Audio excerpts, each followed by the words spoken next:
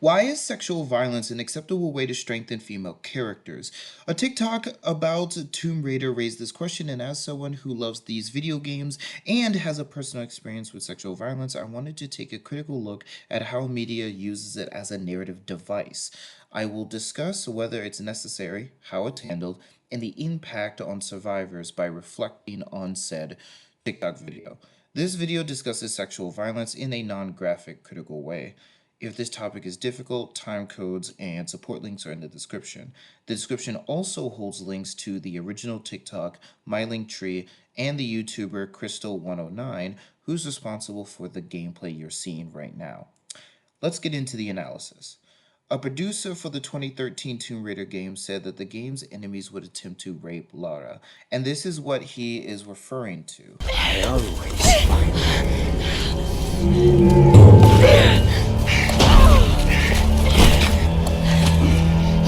Она тоже была порядочной стервой.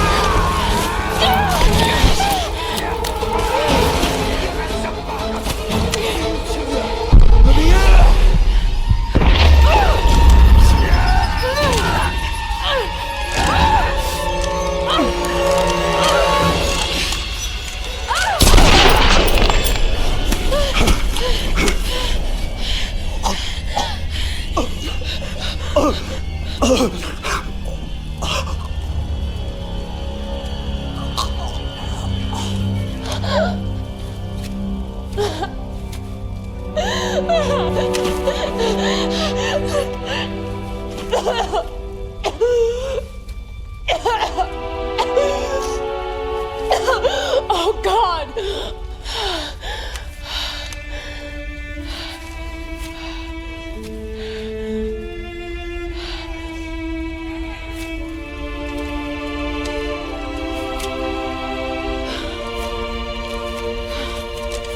This is a critical moment in the evolution of Lara as a character and as someone willing to kill to survive.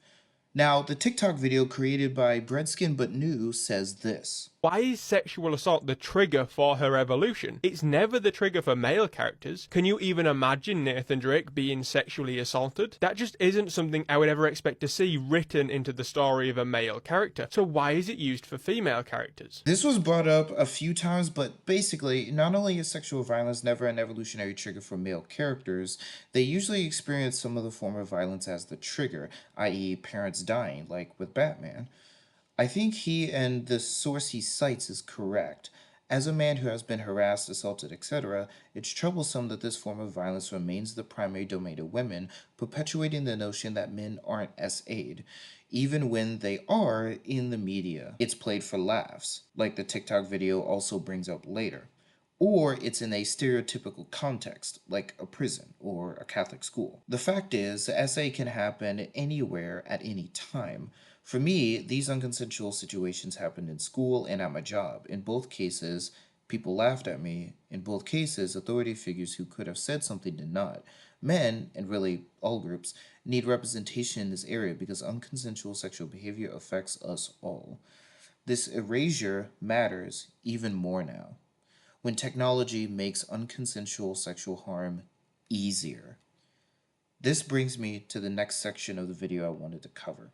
Well, I think it all stems from a misunderstanding of what sexual violence really is and how it can affect someone. When it's used in media like here, it's used as a stand-in for any other form of violence. How often has the inciting incident of a story for a male character been the murder of one of their family members? It's quite a common plot device, but by using sexual violence in the place of the murder of a family member, it suggests it would have the same effect. But sexual violence takes away something completely different from a person. And that's not to say someone who's been assaulted wouldn't want revenge, more to say it's not the most likely response. It can actually trap someone, because the effect is a loss of something we should always have control over. It's the loss of autonomy. Someone who's been subject to sexual violence had control of their body taken away from them. Sexual violence is simply different than other forms of violence. I experienced that loss of autonomy and control firsthand. That said, his argument, I believe, is flawed. He is basically arguing that fictional media is misunderstanding sexual violence by depicting it unrealistically. But I think we are on very shaky ground if we start arguing that fictional media must depict violence and its effects realistically. Everyone knows, for example, that Bruce Wayne's parents being murdered is the inciting incident for Batman, but it isn't realistic. People who experience that kind of loss may want justice or vengeance, but they do not become vigilantes. However, this unrealistic consequence of violence works in fiction. And the same is true for stories like, for example, Kill Bill and I Spit on Your Grave, which raises the real question: how realistic does violence need to be in fiction for it to be meaningful?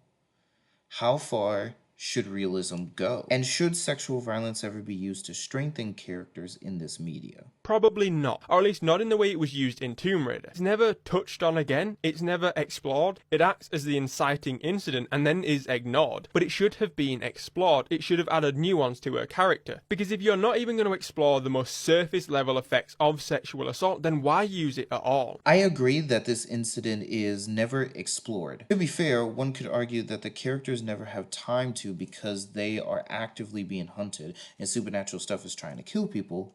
But this game literally has side quests and many character interactions.